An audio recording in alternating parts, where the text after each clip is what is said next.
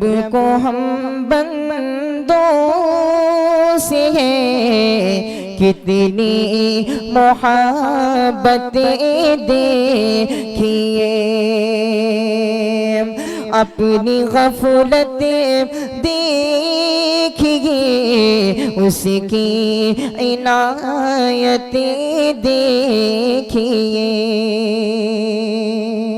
اس کے بعد میں مہمان خصوصی فضیلت الشیخ ڈاکٹر عبدالغفار سلفی حفظہ اللہ استاد احیاء السنہ بجرڈیہہ بنارس سے گزارش کروں گا کہ آپ آئیں اور اپنے خطاب سے ہمیں معزز فرمائیں۔ السلام علیکم ورحمۃ اللہ وبرکاتہ۔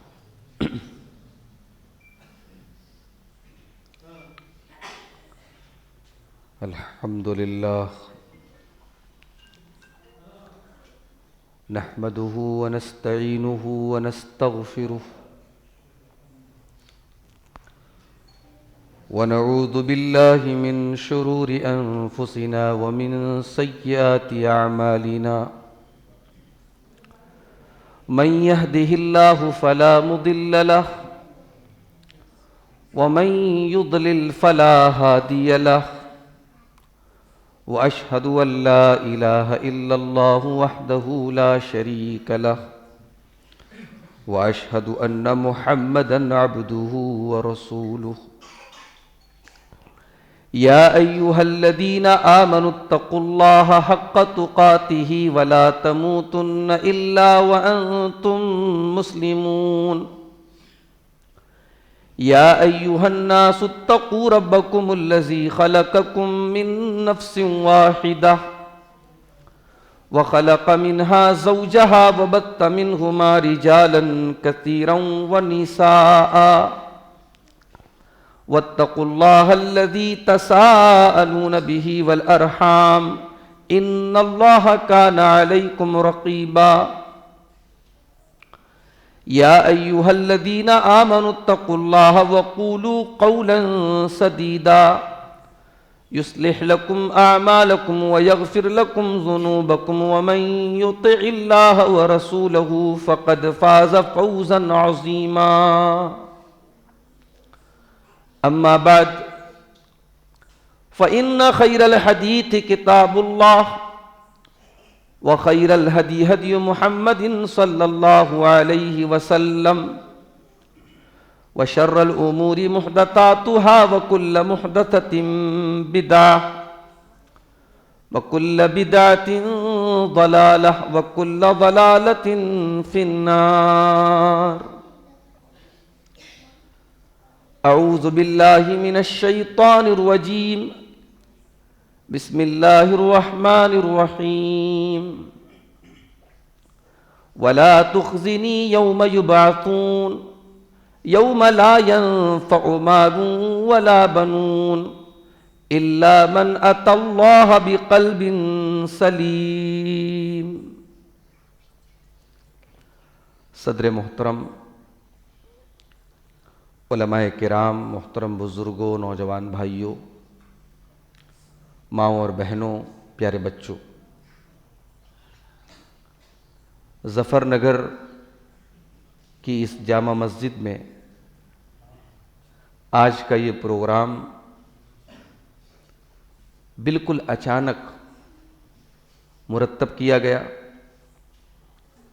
اور چونکہ مجھے آج مبارک پور میں لوہیا ایک مقام ہے، وہاں پروگرام میں جانا ہے، اس مناسبت سے یہاں کے ذمہ داروں نے یہ پروگرام مرتب کیا، اور بہت کم وقت میں اس کا اعلان وغیرہ کیا گیا۔ مجھ سے پہلے آپ نے استقبال رمضان کے موضوع پر صدارتی خطاب کو سماعت کیا ہے۔ میں سوچ رہا تھا، چونکہ رمضان کا مہینہ بالکل قریب آ چکا ہے، اس موضوع پر کچھ باتیں آپ کے سامنے رکھنے والا تھا، لیکن صدر محترم کی گفتگو کے بعد میں سمجھتا ہوں کہ یہ موضوع پورا ہو چکا ہے۔ بس دعا کیجئے کہ اللہ تعالیٰ اس بابرکت مہینے کا ہم سب کو اخلاص قلب کے ساتھ استقبال کرنے کی توفیق دے، صحت و سلامتی کے ساتھ اللہ تعالیٰ اس مہینے کا حق ہم سب کو ادا کرنے کی توفیق دے۔ میرے بھائیو، دنیا آج کے دور میں، دنیا میں تقریباً ہر انسان مادیت کی طرف بھاگ رہا ہے، ہر انسان ظاہر پر بہت محنت کر رہا ہے، جس کو انگلش میں بولتے اپیئرنس۔ ہم دکھتے کیسے ہیں، ہمارا لباس کیسا ہے، آپ یقین نہیں کریں گے، خواتین کے میک اپ پر ہونے والا جو خرچ ہے ہر مہینے کا، وہ اوور آل اربوں روپے کا ہے، پوری ایک انڈسٹری ہے، بہت بڑا بزنس ہے، اور امت کا اربوں روپیہ کس پر خرچ ہو رہا ہے؟ خواتین کے چہرے کی لپائی اور پتائی کے اوپر۔ اور یہ صرف خواتین تک کا معاملہ نہیں ہے، ہمارے یہ نوجوان لڑکے جو ہیں صاحب، ان کی چہرے والی کریم الگ آتی ہے، بال دھونے والا شیمپو الگ آتا ہے، فیس واش الگ آتا ہے، باڈی واش الگ آتا ہے، 27 طریقے کے پرفیوم ان کی الماری میں رکھے آپ کو مل جائیں گے۔ یعنی نوجوان نسل، چاہے وہ لڑکے ہوں چاہے لڑکیاں ہوں، ان کی ساری توجہ اپنے ظاہر کے اوپر، اپنے بالوں کے اوپر، اپنی صورت کے اوپر، اپنے شریر کے اوپر محنت کرنے پر خرچ ہو رہی ہے، ساری انرجی اسی پر خرچ ہو رہی ہے۔ اللہ رب العالمین کے یہاں ہمارے ظاہر کی کوئی خاص اہمیت نہیں ہے، ہم دکھتے کیسے ہیں، اللہ کے یہاں اس کی کوئی خاص اہمیت نہیں ہے۔ اللہ کے یہاں ہمارے باطن کی اہمیت ہے، ہمارا دل کیسا ہے، ہماری روح کیسی ہے، ہمارا باطن کیسا ہے، ہمارا ایمان کیسا ہے، ہمارا عقیدہ کیسا، ہماری نیت کیسی ہے، اللہ کیا یہ دیکھا جائے گا۔ اللہ کے پیارے نبی جناب محمد رسول اللہ صلی اللہ علیہ وسلم فرماتے ہیں، ان اللہ لا ينظر الى صورکم واجسامکم، اللہ تبارک و تعالیٰ تمہارے چہرے نہیں دیکھتا، اللہ تبارک و تعالیٰ تمہارے جسم نہیں دیکھتا، ولیکن ينظر الى قلوبکم واعمالکم، اللہ تبارک و تعالیٰ تمہارا دل دیکھتا ہے، تمہارا عمل دیکھتا ہے۔ میں نے جو آیت کریمہ آپ کے سامنے پڑھی ہے، یہ حضرت ابراہیم علیہ السلام کی ایک دعا ہے۔ ابراہیم علیہ السلام کون تھے؟ ابراہیم علیہ السلام وہ ہستی ہیں جن کو امام الموحدین کہا جاتا ہے، جو نبیوں کے باپ ہیں۔ ہمارے پیارے نبی صلی اللہ علیہ وسلم، حضرت اللہ کے پیارے نبی محمد صلی اللہ علیہ وسلم کے بھی آپ باپ ہیں، یعنی آپ کے جد امجد ہیں، اور بہت سارے نبیوں کے باپ ہیں۔ یعنی حضرت ابراہیم کے جو 2 بیٹے تھے، اسماعیل اور اسحاق، تو اسحاق کی نسل سے بہت سارے نبی پیدا ہوئے، اور اسماعیل کی نسل سے آخری نبی پیدا ہوئے۔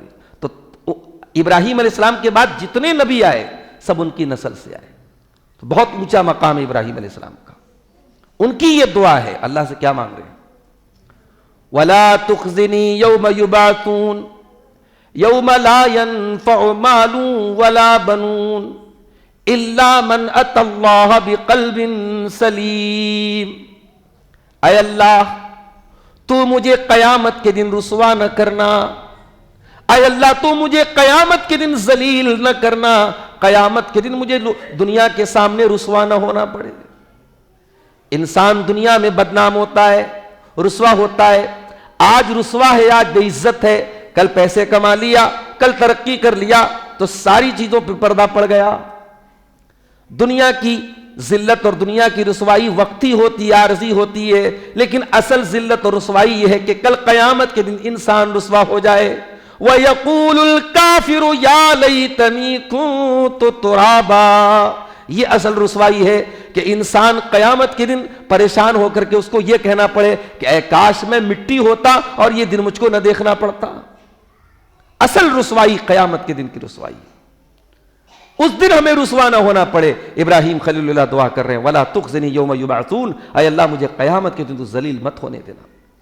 يَوْمَ لَا يَنفَعُ مَالٌ وَلَا بَنُونَ، قیامت کے دن نہ مال کام آئے گا نہ اولاد کام آئے گی۔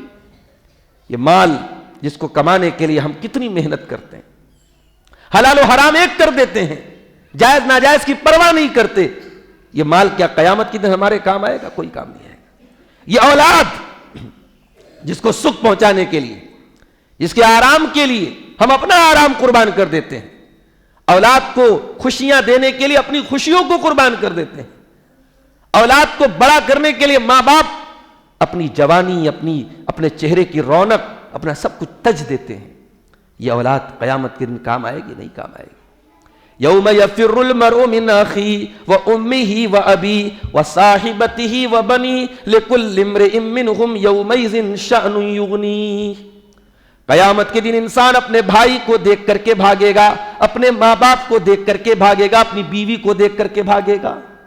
تو ابراہیم علیہ السلام کہہ رہے کہ اے اللہ مجھے قیامت کے دن تو رسوا نہ کرنا، جس دن نہ مال کام آئے گا نہ اولاد کام آئے گی۔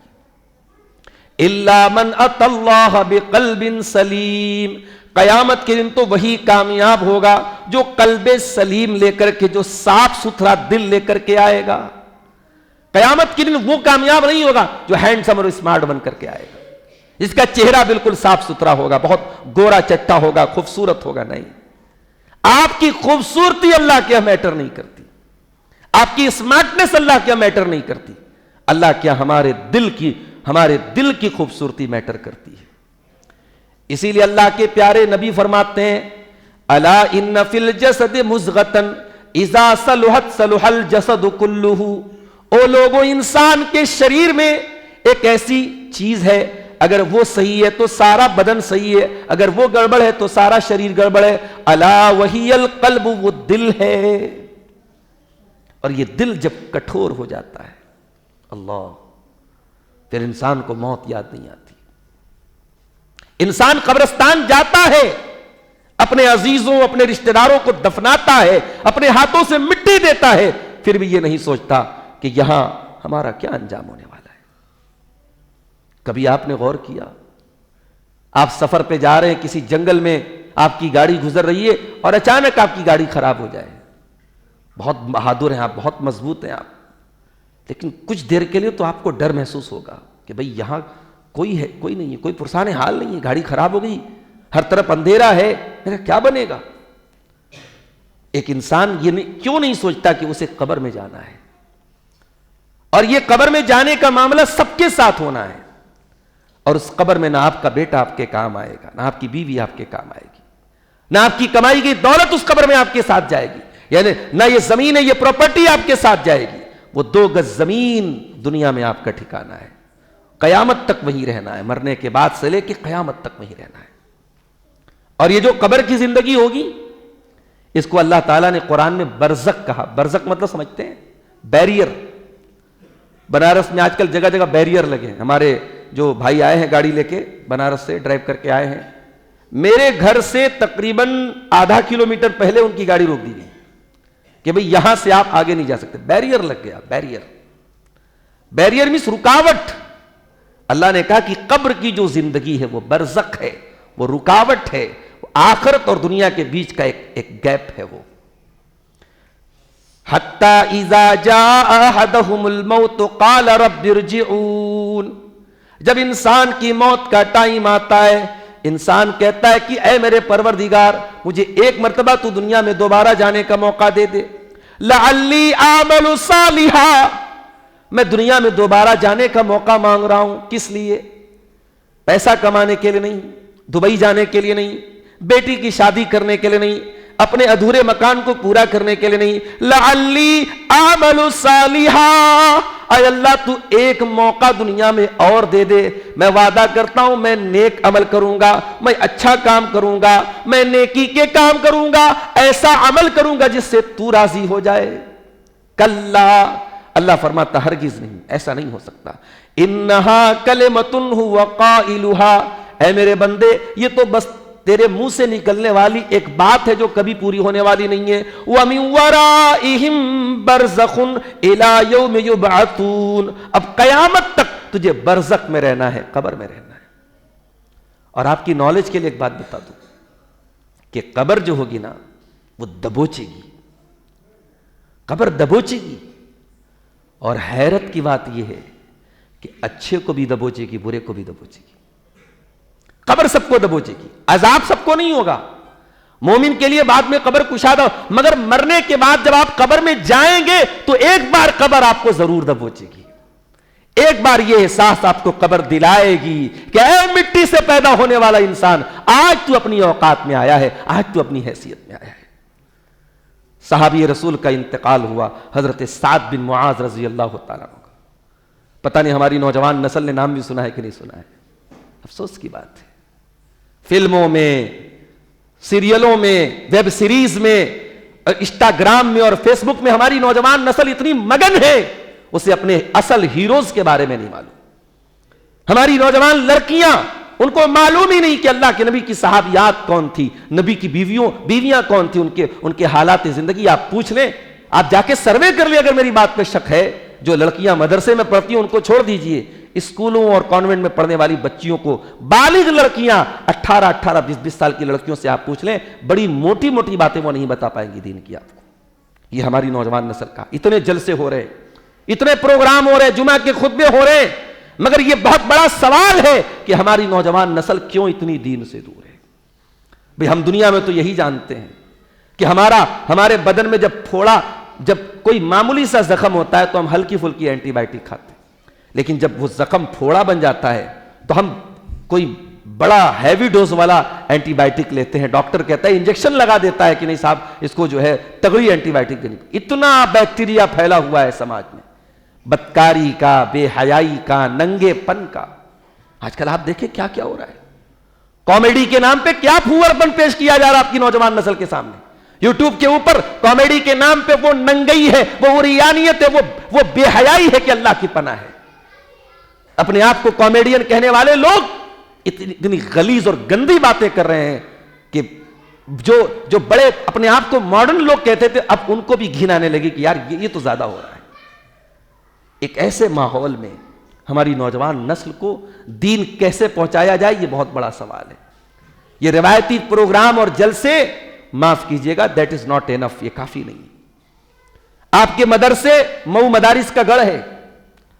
مئو میں مدارس الحمدللہ بہت پرانے دور سے ہیں اور بہت اچھے چل رہے ہیں, مگر اب یہ مدارس بھی اس سیلاب کو روکنے کے لیے کافی نہیں ہے. بھئی ٹھیک ہے, آپ کی قوم کے وہ بچے جو مدارس میں پڑھ رہے ہیں آپ ان کی تربیت کریں گے, اسکولوں کا کیا کریں گے آپ؟ کلاس 8 کلاس 9 کی پڑھنے والی لڑکیاں وہ ویلنٹائنز ڈے منا رہی, ان کا کیا کریں گے آپ؟ کون سا ایسا پارک ہے, کون سا ایسا ہوٹل ہے, کون سا ایسا ریسٹورنٹ ہے, کون سی ایسی تفریح گاہ ہے جہاں آپ کی قوم کی برقع نشین لڑکیاں نہیں پائی جا رہی ہیں؟ ویڈیوز آ رہے ہیں صاحب حقہ پی رہی ہیں لڑکیاں, ویڈیوز آ رہے ہیں پارکوں میں ڈانس کر رہی ہیں آپ کی مسلمان برقع نشین لڑکیاں. اس نوجوان نسل کو میرے بھائیوں برباد ہونے سے بچا لو. اور یہ برباد ہونے سے کب بچے گی؟ جب آپ دل پر محنت کریں گے. سب سے پہلے آپ کو دل کو سنوارنا پڑے گا. چہرے کو اور اپیئرنس کو بعد میں بھی سنوارا جا سکتا ہے, پہلے دل پر محنت کرنی پڑے گی. سعد بن معاذ کا انتقال ہوا, جنازہ اٹھایا جا رہا ہے, جنازہ بڑا ہلکا ہے. کہنے والوں نے کہا کہ اللہ کے نبی, سعد بن معاذ تو بڑے بھاری بھرکم تھے, جنازہ اتنا ہلکا کیوں ہے؟ آپ نے فرمایا ان لہو حملتن غیرکم, سعد بن معاذ کے جنازے کو فرشتوں نے بھی اٹھایا ہوا ہے, 70,000 فرشتے ان کے جنازے میں شامل ہیں. اتنے بڑے صحابی ہیں, ان کے انتقال کے موقع پر اللہ کے نبی فرماتے ہیں اہتز العرش لموت سعد بن معاذ, سعد بن معاذ کی موت پر اللہ کا عرش بھی ہلنے لگا. اتنے بڑے صحابی ہیں, اللہ کے پیارے نبی فرماتے ہیں فتحت لہ ابواب السماء, ان کے مرنے کے بعد آسمان کے دروازے کھول دیے گئے, آسمان کے فرشتے بھی ان کا ویلکم کر رہے ہیں, استقبال کر رہے ہیں. اتنا بڑا ان کا مقام ہے.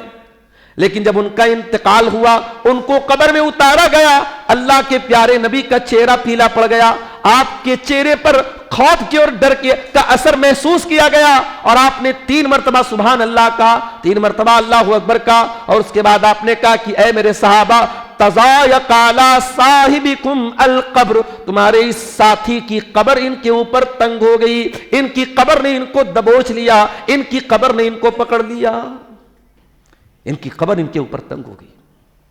اور آپ نے آگے فرمایا وَإِنَّ لِلْقَبْرِ زَقْتَةً لَوْ نَجَا مِنْهُ أَحَدٌ لَنَجَا سَعْدُ بْنُ مُعَاذ, کہ قبر سب کو دبوچے گی. اگر قبر کے دبوچنے سے اور قبر کے جو ہے پکڑنے سے اگر کوئی بچتا تو سعد بن معاذ بچ جاتے. میرے بھائیوں، آج ہمارے دل اتنے سخت ہو چکے ہیں کہ ہمیں قبر دیکھ کر کے بھی وہ دبوچنا یاد نہیں آتا. قبرستان میں بیٹھ کر ہماری نوجوان نسل جوا کھیلتی ہے، قبرستان میں بیٹھ کے لڑکیوں سے باتیں کرتی ہے، قبرستان میں بیٹھ کر کے غیبتیں ہوتی ہیں. ہمیں قبرستان میں بھی موت یاد نہیں آتی، وہاں پر بھی ہمارا دل اتنا سخت ہو چکا ہے. قرآن کے پہلے پارے میں اللہ تعالیٰ نے یہود و نصارہ کے بارے میں فرمایا تھا ثم قست قلوبکم من بعد ذلک فہی کالحجارۃ او اشد قسوہ. اے بنی اسرائیل، اے یہودیوں، تم نے اللہ کی اتنی نافرمانی کی، اتنے گناہ کیے کہ گناہ کر کر کے تمہارے دل کٹھور ہو گئے، اتنے کٹھور ہو گئے، اتنے سخت ہو گئے کہ فہی کالحجارۃ او اشد قسوہ، کہ تمہارے دل تو پتھروں سے زیادہ سخت ہو گئے. وَإِنَّ مِنَ الْحِجَارَةِ لَمَا يَتَفَجَّرُ مِنْهُ الْأَنْهَارُ.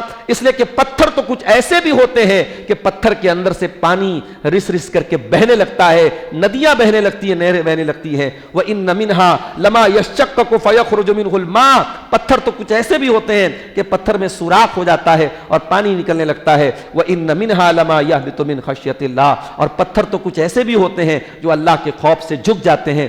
مگر اے بنی اسرائیل، اے یہودیوں، تمہارے دل تو پتھروں سے زیادہ سخت ہو گئے. تو دل پر محنت کی ضرورت ہے میرے بھائی. اس کائنات میں سب سے مضبوط دل کس کا تھا؟ اللہ کے پیارے نبی جناب محمد رسول اللہ صلی اللہ علیہ وسلم کا. اور ایک بات آپ کو بولوں، یہ جو قرآن اترا تھا، یہ قرآن نبی کے دل پر اترا تھا. قرآن نبی کے علی قلبک لتکون من المنذرین. اے نبی، یہ قرآن ہم نے آپ کے دل پر اتارا ہے. نبی کے دل پر قرآن اترا تھا. نبی کا دل بہت مضبوط تھا. مگر نبی اکرم بھی دعا کیا کرتے تھے، یا مقلب القلوب، اے دلوں کے پلٹنے والے، ثبت قلبی علی دینک، میرے دل کو اپنے دین پہ جما کے رکھ، میرے دل کو اپنے دین پر اسٹیبل کر دے، میرے دل کو اپنے دین پر فکس کر دے، جما دے، ثابت کر دے. اگر نبی کو اس دعا کی ضرورت ہے تو ہماری اور آپ کی کیا حیثیت ہے؟ اس لیے میرے بھائیوں، دل پر محنت کرو. صحابہ کرام کے دل بڑے صاف ستھرے تھے، صحابہ کرام کے دلوں میں کوئی کھوٹ نہیں تھا. اور اگر آپ مجھ سے پوچھیں کہ دل کی سب سے بڑی بیماری کیا ہے، تو میں کہوں گا کہ دل کی سب سے بڑی بیماری ریاکاری ہے. دل کی سب سے بڑی بیماری کیا ہے؟ انسان نیکی کرے لیکن نیکی کرنے کا مقصد کیا ہو؟ اللہ کو راضی کرنا نہ ہو، لوگوں کو راضی کرنا ہو. لوگوں کو راضی کر رہے ہو، اگر لوگوں کو راضی کرنے کے لیے نیکی کر رہے ہو تو یاد رکھو یہ نیکی ہمارے منہ پر مار دی جائے گی. اللہ کے نبی فرماتے کہ اللہ تعالیٰ کہتا ہے کہ جو ریاکاری کرے گا ترکتہ وشرکہ، میں اس کے عمل کو چھوڑ دوں گا، اس کے عمل کا کوئی ثواب میری بارگاہ میں نہیں ملے گا. یہ ریاکاری اتنی خطرناک چیز ہے. اللہ کے پیارے نبی فرماتے ہیں ان اخوف ما اخاف علیکم الشرک الاصغر، مجھے سب سے زیادہ تمہارے بارے میں اگر کسی چیز کا ڈر ہے تو شرک اصغر کا ڈر ہے. اے میرے صحابہ، مجھے سب سے زیادہ شرک اصغر کا ڈر ہے کہ میری امت کے اندر چھوٹا والا شرک ہونے لگے گا. صحابہ نے پوچھا اے اللہ کے نبی چھوٹا شرک کیا ہے؟ آپ نے فرمایا الریا، ریاکاری کرنا، دکھاوے کے لیے نیک عمل کرنا. قرآن کے 30ویں پارے میں اللہ فرماتا ہے سورہ ماعون کے اندر فویل للمصلین الذین هم عن صلاتهم ساہون الذین هم یراؤون. ایسے نمازیوں کے لیے بربادی ہے جن کی نماز کا مقصد ریاکاری اور دکھاوا ہے. اسی لیے اللہ تعالیٰ قرآن کے 29ویں پارے میں سورہ دہر کے اندر جب اپنے جنتی بندوں کا تذکرہ کرتا ہے، اپنے متقی بندوں کا ذکر کرتا ہے تو کیا فرماتا ہے وَيُطِعِمُونَ الطَّعَامَ عَلَى حُبِّهِ مِسْكِينًا وَيَتِيمًا وَأَسِيرًا. میرے متقی بندے غریبوں کو کھانا کھلاتے ہیں، یتیموں کو کھانا کھلاتے ہیں، قیدیوں کو کھانا کھلاتے ہیں. اور کھانا کھلاتے وقت یہ کہتے ہیں انما نطعمکم لوجہ اللہ، ہم تمہیں اللہ کو راضی کرنے کے لیے کھلا رہے ہیں. لا نرید منکم جزاء ولا شکورا، ہمیں تم سے کوئی بدلہ کوئی شکریہ نہیں چاہیے. انا نخاف من ربنا یوما عبوسا قمطریرا، ہمیں تو قیامت کے دن کا ڈر ہے، ہمیں تو اس دن کا ڈر ہے جس دن انسان کا چہرہ بے رونق ہو جائے گا، انسان ڈرا ہوا ہوگا، سہما ہوا ہوگا۔ تو ہم جو بھی نیکی کریں اللہ کے ڈر سے کریں، اللہ کی رضا کے لیے کریں۔ ہماری نیکیوں کا مقصد دنیا کو خوش کرنا نہ ہو میرے بھائیوں۔ یہ دل کی بہت بڑی بیماری ہے، ریاکاری، اور اس کا علاج کیا ہے؟ ان تعبد اللہ کأنک تراہ، عبادت اللہ کی ایسی کرو جیسے تم اللہ کو دیکھ رہے ہو۔ فإن لم تکن تراہ، اگر اللہ کو نہیں دیکھ پا رہے ہو فإنہ یراک، تو کم سے کم یہ تصور کرو کہ اللہ تم کو دیکھ رہا ہے۔ یہی اس کا علاج ہے، اخلاص اس کا علاج ہے۔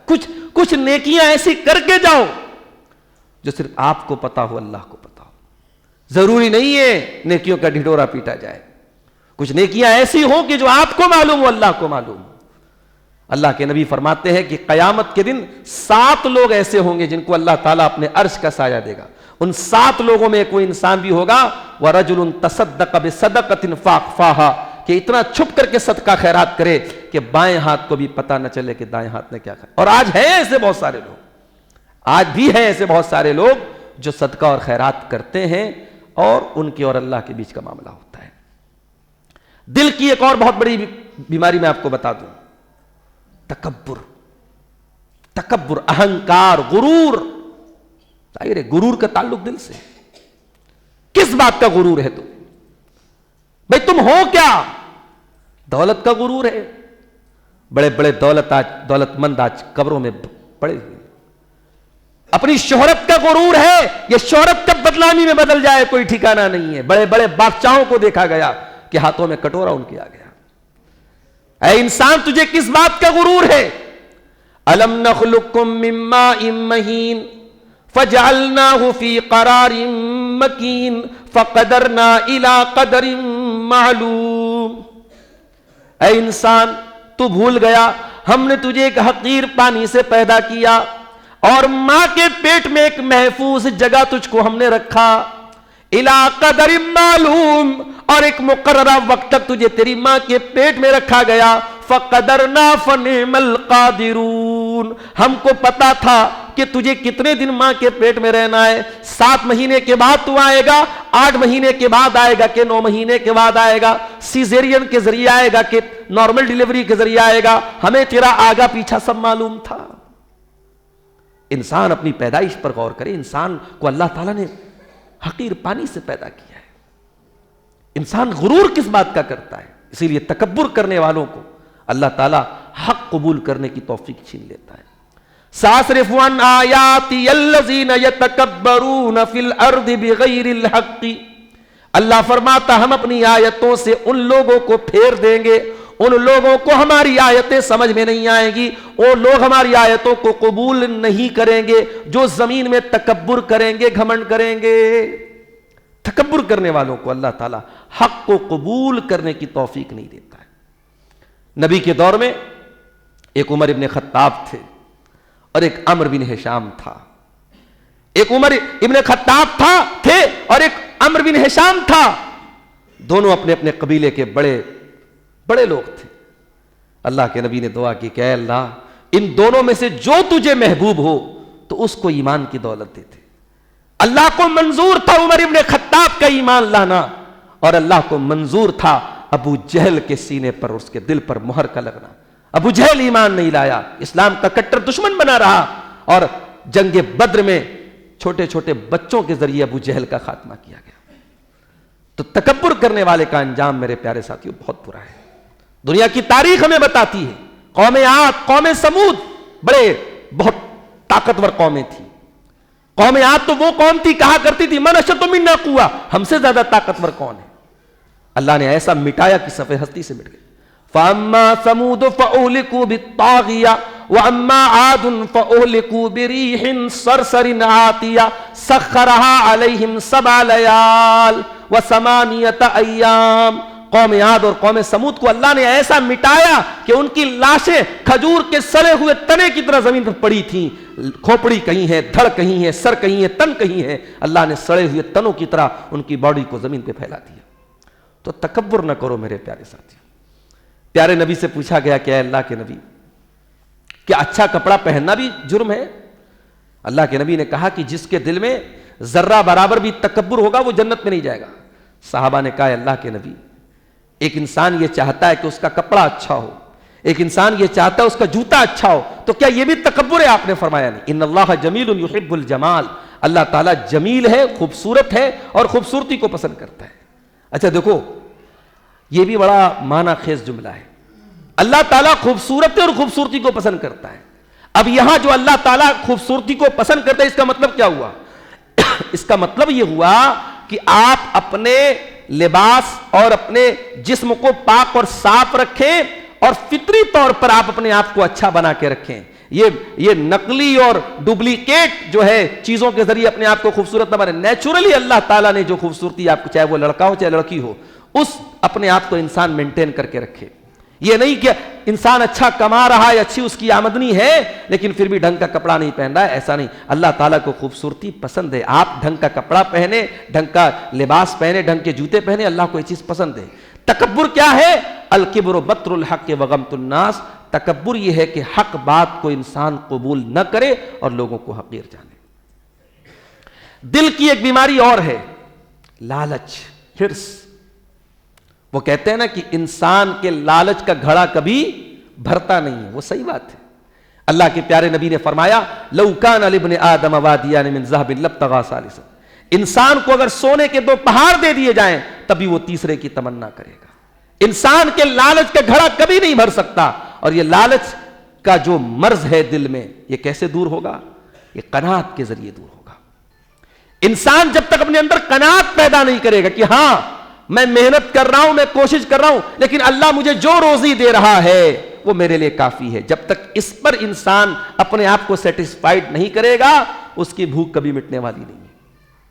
اسی لیے اللہ کے پیارے نبی فرماتے ہیں قد افلح من اسلم ورزق کفافا وقنعه اللہ بما آتاہ، وہ انسان کامیاب ہے جو اسلام لے آیا اور جس کو اللہ تعالیٰ نے اتنی روزی دی جو اس کی ضرورتوں کے لیے کافی ہے، اور جس کو اللہ تعالیٰ نے جتنا دیا اتنے پر اس کو قناعت والا بنا دیا، جتنی روزی ملے اتنے پر انسان سیٹسفائیڈ ہو جائے، مطمئن ہو جائے۔ کیوں؟ کیونکہ اگر آپ کو یہ لگتا ہے کہ آپ کے پاس کم ہے، آپ کو یہ نہیں ملا وہ نہیں ملا، تو میرے بھائی بہت کچھ ایسا ہے جو آپ کے پاس ہے اور دوسروں کو نہیں ملا۔ شیخ سعدی رحمۃ اللہ علیہ فارسی کے بڑے مشہور شاعر ہیں اور ادیب ہیں۔ ایک مرتبہ وہ شیراز، ایران کا ایک شہر ہے شیراز، وہ مسجد میں جمعہ پڑھنے کے لیے گئے، نماز پڑھنے کے لیے گئے، تو مسجد کے جب باہر نکلے تو ان کا جوتا غائب ہو گیا، تو انہیں بڑا شکوہ ہوا۔ انہوں نے کہا کہ یا اللہ، تیرے گھر میں آیا نماز پڑھنے کے لیے، جمعہ پڑھنے کے لیے، اور یہاں آنے کے بعد میرا جوتا غائب ہو گیا۔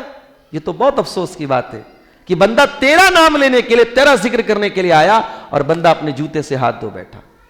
کچھ دیر کے بعد شیخ سعدی کی نظر ایک انسان پر پڑی جس کے دونوں پیر ٹوٹے ہوئے تھے اور وہ بیساکھیوں کے سہارے چل رہا تھا۔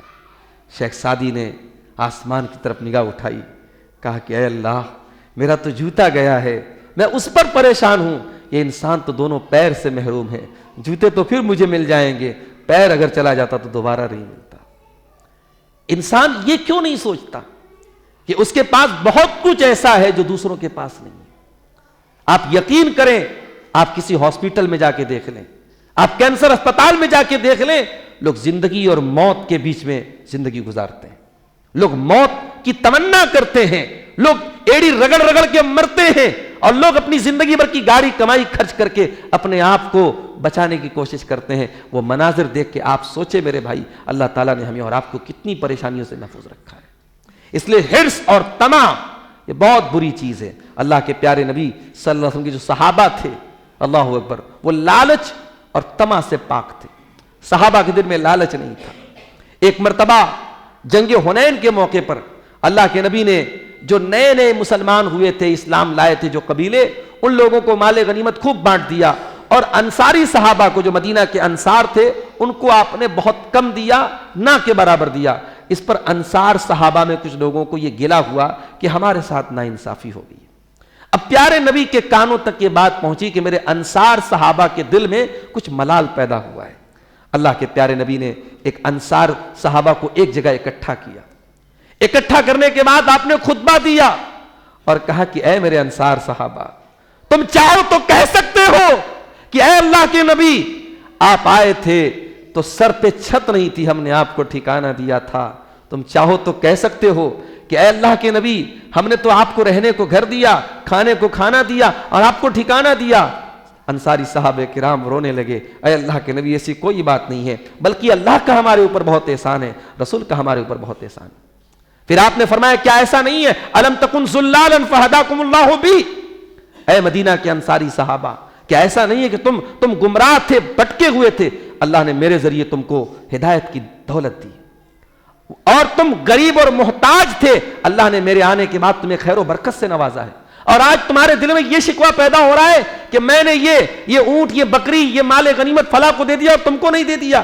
اے مدینہ کے انصاریوں, کیا تم یہ نہیں چاہو گے کہ جب لوگ اپنے اپنے گھروں کو جائیں ان کے پاس اونٹ ہوں, بھیڑ ہوں, بکریاں ہوں, اور تم جب اپنے گھروں کو جاؤ تو تمہارے ساتھ محمد رسول اللہ صلی اللہ علیہ وسلم ہو.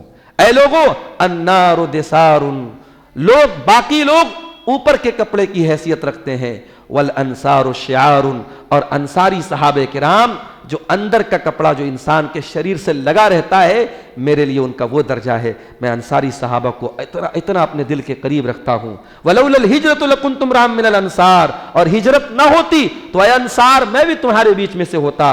اللہم بارک فی اولادہم, اے اللہ تو انصار کی اولاد میں برکت دے, ان کے مال میں برکت دے. یہ دعائیں کی آپ نے, اور جب آپ وہاں سے اٹھے ہیں تو کوئی انصاری صحابی ایسا نہ تھا جس کی ہچکیاں نہ بند گئی ہو اور جو رو نہ رہا ہو. سب رونے لگے, زار و قطار رونے لگے. تو میرے عزیزو, صحابہ کرام بڑے صاف ستھرے دل کے مالک لوگ تھے, ان کے دلوں میں کوئی کینہ, کپٹ, کوئی لالچ نہیں تھا. اسی لیے اللہ نے قرآن میں فرمایا کہ انصاری صحابہ کرام کا ذکر کرتے ہوئے, والذین تبوؤا الدار والایمان من قبلہم یحبون من ہاجر الیہم ولا یجدون فی صدورہم حاجۃ مما اوتوا ویؤثرون علی انفسہم ولو کان بہم خصاصہ, کہ میرے نبی کے مدینہ کے انصاری صحابہ یہ اپنے حق کو قربان کر کے دوسروں کی مدد کرتے ہیں. ومن یوق شح نفسہ فاولئک هم المفلحون, اور جس کے دل کو اللہ تعالیٰ نے لالچ سے بچا لیا وہی کامیاب ہونے والا ہے. تو میرے بھائیوں, یہ دل کی چند بیماریاں تھیں جو میں نے آپ کے سامنے بیان کی ہیں. مجھے ابھی فوراً مبارک پور کے لیے بھی نکلنا ہے, وقت مختصر ہے ہمارے پاس. میں ایک اور گزارش بھی آپ کے سامنے کرنا چاہتا ہوں. میں دو تین روز پہلے بھی مئو آیا تھا. بنارس میں ایک علاقہ پڑتا ہے انصار آباد کا علاقہ, وہاں چھتن پورہ کا ایک علاقہ ہے, اس سے سٹا ہوا ایک دوسرا محلہ ہے انصار آباد. وہاں ہماری جماعت کے احباب نے ایک زمین خریدنے کا ارادہ کیا ہے, اور قیمت وغیرہ لگ چکی ہے, رجسٹری بھی ہو چکی ہے. اب زمین والوں کو اس کا پیسہ دینا ہے جو تقریباً 75 لاکھ روپے ہیں, اور ابھی تک ان لوگوں نے دوڑ دھوپ کر کے 25 لاکھ کا انتظام کیا ہے, ابھی 50 لاکھ کی رقم باقی ہے, اور کافی پریشان ہیں وہ لوگ, دوڑ رہے تھے. تو مجھ سے کئی مرتبہ ان لوگوں نے مطالبہ کیا کہ چل کے مئو کے بھی اہل خیر حضرات سے رابطہ کیا جائے.